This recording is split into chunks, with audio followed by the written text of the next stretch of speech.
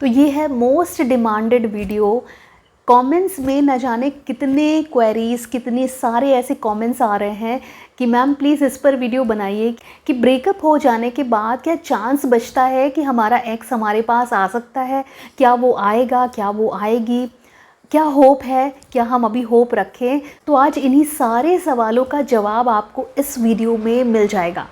तो प्रॉब्लम ये होती है कि जब हमारा ब्रेकअप होता है तो हम सल्यूशन से ज़्यादा प्रॉब्लम में उलझे रहते हैं, इसलिए ना तो हम मूव ऑन कर पाते हैं, ना तो वो पार्टनर वापस आता है और लाइफ हेल हो जाती है।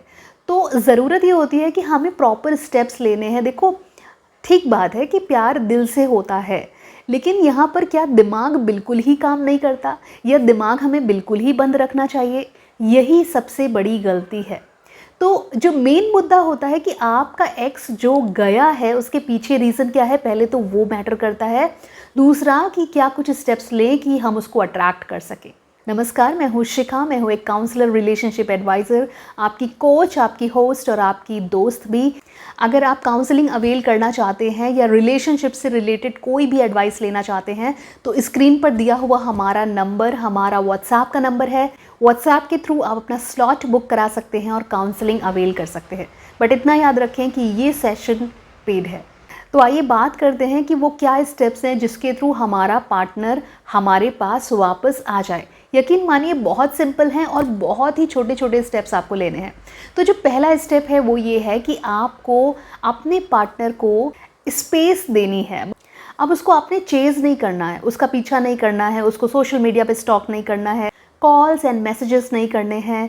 ये सब जो आप एक्ट करेंगे, लाइक आप स्टॉक नहीं कर रहे हैं, आप कॉल्स मैसेजेस नहीं कर रहे हैं, तो जो आपने चेज़ करना बंद किया, इससे होता क्या है? देखिए, जब आप अपने पार्टनर को ये दिखाते हैं कि मैं ऑब्सेस्ड नहीं हूँ तुम्हें लेकर के, मैं इतना पागल नहीं हुआ जा रहा हूँ या नहीं हुई जा रही हूँ तुम्हें लेकर के, तो वो जो आपने ये दिखाया ना कि I am not obsessed with you, ये एक आपका तरीका खुद को प्रेजेंट करने का, एकदम केयर फ्री, मुझे कोई फ़र्क नहीं पड़ता। इसके थ्रू दो चीज़ें जनरेट होती हैं और दोनों ही आपके फेवर में होती हैं।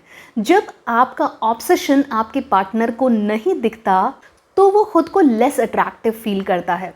खुद को लेस अट्रैक्टिव फील करने के साथ साथ आपकी ओर से वो चेजिंग वाला फैक्टर, पीछा नहीं कर रहा, कॉल नहीं कर रहा, जैसे ही वो कम होता है वैसे ही आप मोर अट्रैक्टिव हो जाते हैं, क्योंकि उसकी साइकोलॉजी पर आपका ये एक्ट इस तरह से असर करता है कि उसको ये फील होने लगता है कि शायद मैं अब इम्पॉर्टेंट नहीं हूँ।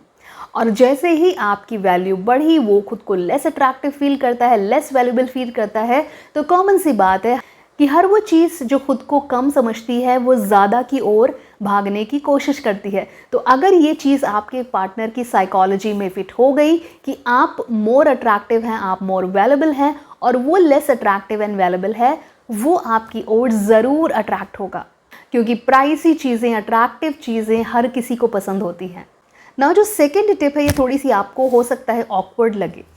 तो जो सेकेंड टिप है वो ये है, डेट न्यू पीपल।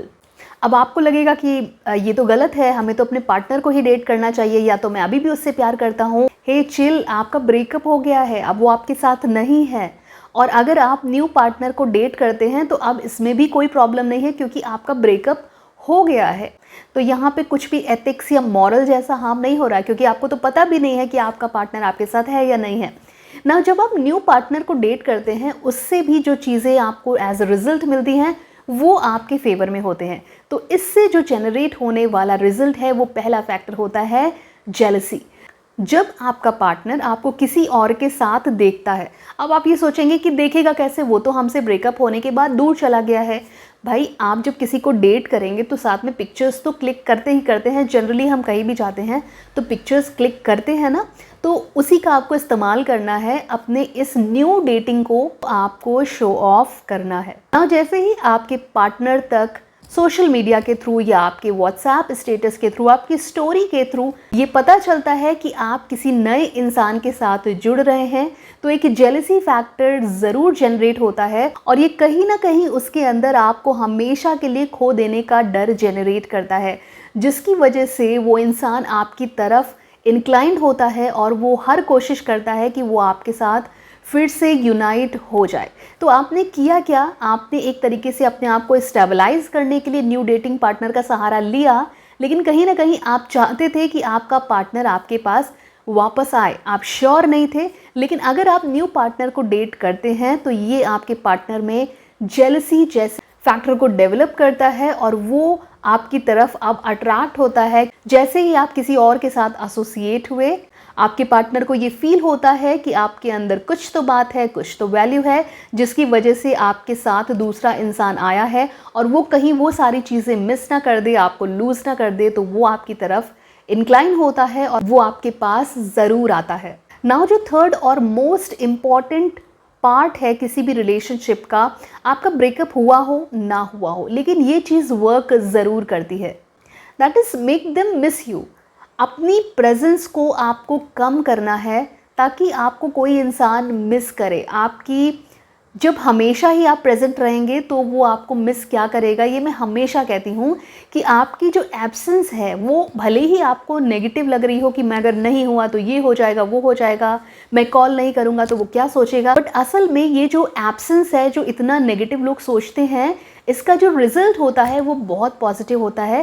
क्योंकि जब चीज़ हमारे सामने परमानेंटली रहती है तो हमें उसकी वैल्यू नहीं होती, बट जैसे ही वो चीज़ हमारे पास से चली जाती है हमको उसकी वैल्यू समझ में आती है। इसलिए पहली चीज़ तो यह है कि आपको अपनी एब्सेंस क्रिएट करनी है। साथ ही साथ एक और चीज़ का बहुत ध्यान रखना है कि मैंने देखा है कि कुछ लोग की इतना ज़्यादा बात करने की आदत होती है कि वो कभी नहीं सुनते कि उनका पार्टनर क्या कह रहा है, या अपने ही शब्दों को थोपने के चक्कर में या अपना व्यू पॉइंट को रखने के चक्कर में वो इतना ज़्यादा बोलते हैं कि उनको सुनने की इच्छा ख़त्म हो जाती है। जनरली भी अगर कोई बहुत ज़्यादा बोल रहा है तो सुनने की इच्छा ख़त्म हो जाती है। यही चीज़ अगर हम रिलेशनशिप में देखें तो कई बार हमें ये प्रैक्टिस करना चाहिए कि अपने पॉइंट ऑफ व्यू को प्रूफ करने की जगह अपनी बात को सिर्फ कहना है, और कहना भी इस अंदाज में है कि कोई हमें सुनना चाहे। इसके लिए आपको अपनी बात कहने के बाद अपने सेंटेंस को, अपने एक्शन को वहीं पर फुल स्टॉप देना है, क्योंकि आपने अपनी बात कह दी, आपकी बात आपके हिसाब से कंप्लीट हो गई। लेकिन पार्टनर के दिमाग में आप जैसे ही अपने शब्दों को पॉज देंगे, आप बड़बड़ बड़बड़ नहीं कर रहे हैं, आप बहुत ज़्यादा बोल नहीं रहे हैं, तो वो ये चाहेगा कि वो आपसे और बातें सुने। मतलब आपका पार्टनर आपसे और शब्दों की अपेक्षा रखता है, वो एक्सपेक्ट करता है कि आप और कुछ बोलेंगे, वो आपको सुनना चाहेगा तभी जब आप अपने शब्दों को विराम देंगे। इसलिए जो इंसान सुना जाता है ना, जिसको सुनने का मन करे, उस इंसान की वैल्यू बहुत ज़्यादा होती है। यहीं पर वो जो लोग होते हैं जो इतना ज़्यादा बोल देते हैं कि उनके शब्दों के रुक जाने का कोई इंतज़ार करे ना, ऐसे लोग अपनी वैल्यू कभी क्रिएट नहीं कर पाते। और क्योंकि वैल्यू क्रिएट अगर आप नहीं कर पाए तो उस रिश्ते में आप लंबा कभी नहीं टिकेंगे। लोग आपसे बोर हो जाएंगे और वो कभी नहीं चाहेंगे कि लाइफ लॉन्ग आप उनके साथ उस रिश्ते में रहें। आज नहीं तो कल बोर्डम वाली फीलिंग ज़रूर आती है, और जैसे ही इंसान आपसे बोर होने लगता है वो हर एक कोशिश करता है कि वो इस रिश्ते से निकले। इसलिए अगर आप चाहते हैं कि आपका पार्टनर आपके पास वापस आ जाए ब्रेकअप के बाद, तो ये 3 ट्रिक्स कभी ना भूलिए। अगर आपका ब्रेकअप नहीं भी हुआ है तो भी आप इन ट्रिक्स को अप्लाई कर सकते हैं। इससे आपके रिश्ते में एक नयापन बना रहेगा और ब्रेकअप होने के चांसेस भी मिनिमाइज हो जाते हैं, बहुत हद तक कम हो जाते हैं। तो उम्मीद करते हैं ये वीडियो आपको अच्छा लगा होगा। अगर अच्छा लगा है तो वीडियो को लाइक कर दीजिए, चैनल को सब्सक्राइब करिए अगर आप नए हैं तो, और कमेंट करना बिल्कुल भी ना भूलें, क्योंकि हमें आपके कमेंट्स का हमेशा इंतज़ार रहता है। और जैसा कि मैंने आपसे कहा कि अगर आप ऑनलाइन काउंसलिंग अवेल करना चाहते हैं तो स्क्रीन पर मेरा नंबर दिया हुआ है, इस पर व्हाट्सएप के थ्रू आप स्लॉट अवेल कर सकते हैं और ये स्लॉट पेड है। तो आज के लिए इतना ही। Bye bye, take care, bye for now.